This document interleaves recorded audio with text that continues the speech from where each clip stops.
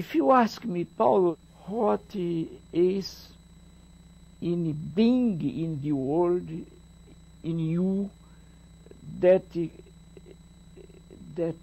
calls your own attention to you, I said, I would say to you that I am a curious being.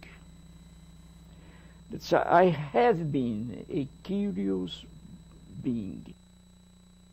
But in a certain moment of the process of being curious, in order to understand the others, I discover that I have to create in myself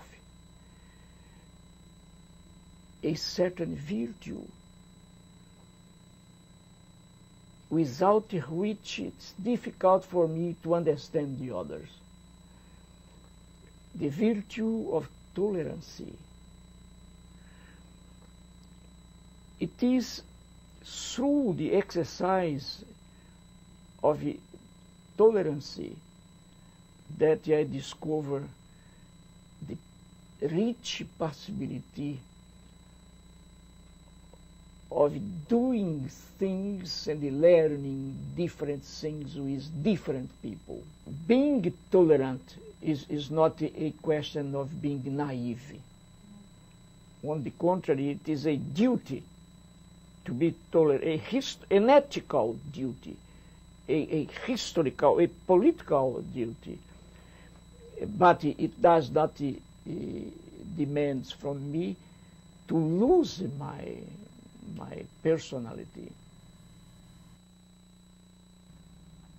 Even though it is for me, and it would be for me also a great honor to be understood as a specialist in literacy, I have to say no, because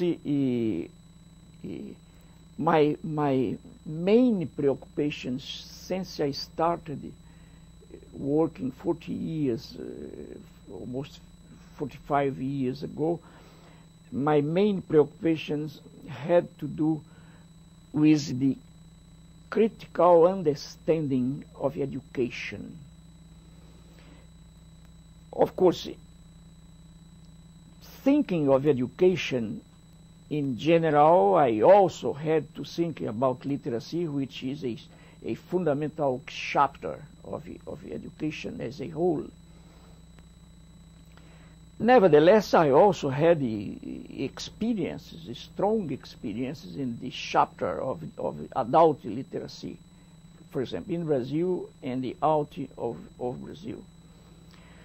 But the more I think of what I did, what I proposed, the more I understand myself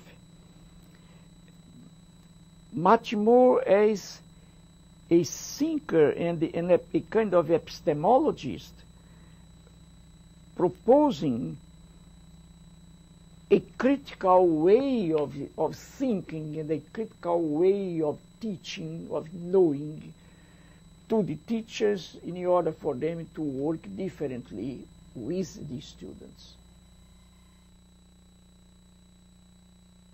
Who says that this accent or that this way of thinking is the cultivate one? If there is one which is cultivated, this is because there is another one which is not. Mm-hmm. Do you see? It's impossible to think of that of language without thinking of ideology and the power.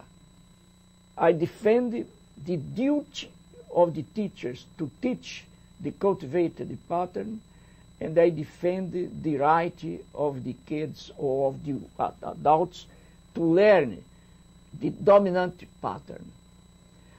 But it is necessary, in being a democratic, tolerant teacher, it is necessary to